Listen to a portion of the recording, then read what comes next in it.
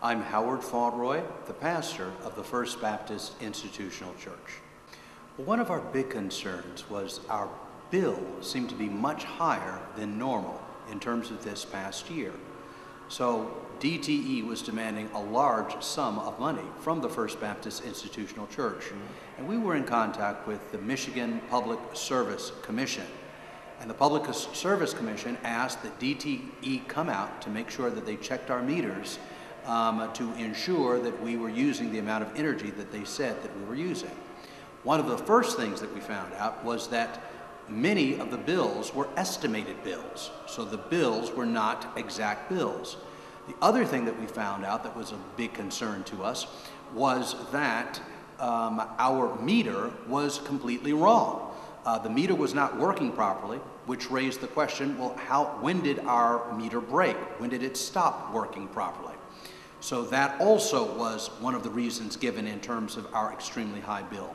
But the other thing that the Public Service Commission pointed out was that our church had been paying taxes on both our gas and our electricity.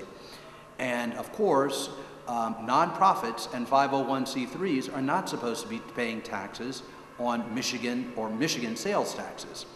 And one of the things that was extraordinary in terms of that, we found that our bill, due to the payment of those taxes, we, of course, went back to DTE and they had to refund us after we verified that we were a nonprofit and a church. We've been a nonprofit for 93 years, but they had to give us in excess of $14,000 back in terms of our sales taxes paid on the gas and the electricity. Well, if they're doing this to 93-year-old churches like First Baptist, the greater issue is, my goodness, what are they doing to the regular consumer, the members of our churches?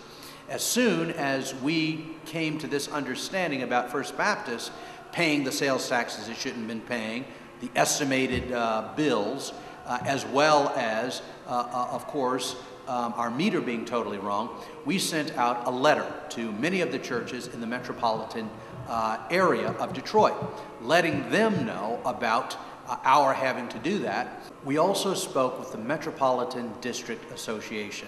It is an interfaith council made of churches, synagogues, and temples throughout the metropolitan Detroit area.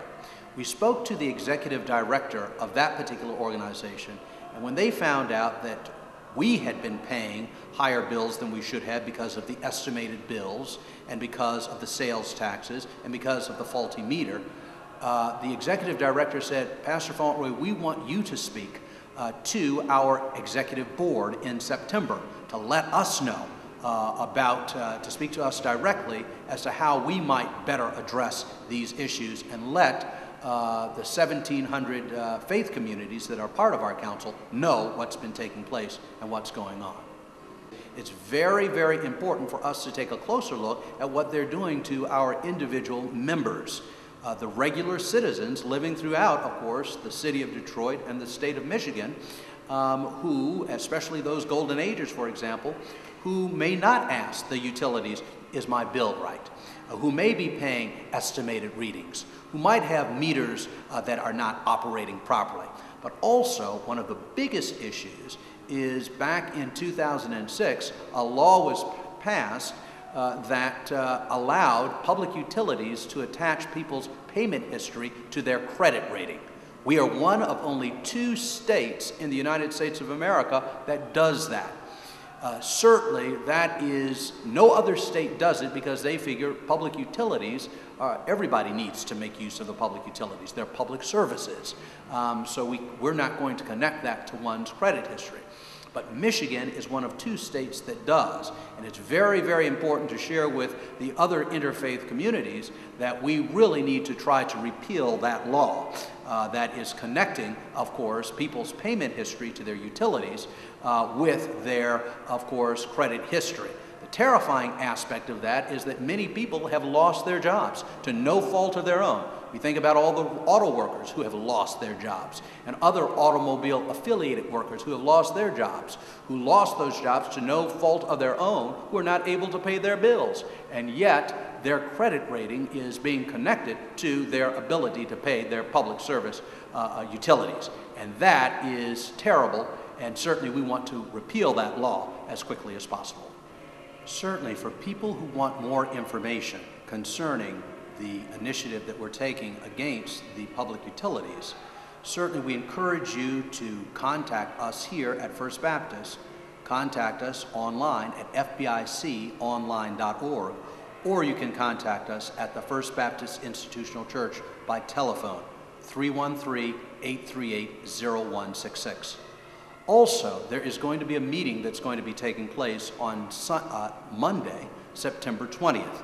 It's taking place in connection with the Metropolitan Christian Council of Churches.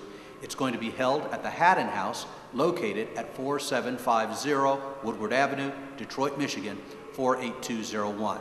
That's going to be taking place on Monday, September 20th, starting at 10 o'clock a.m.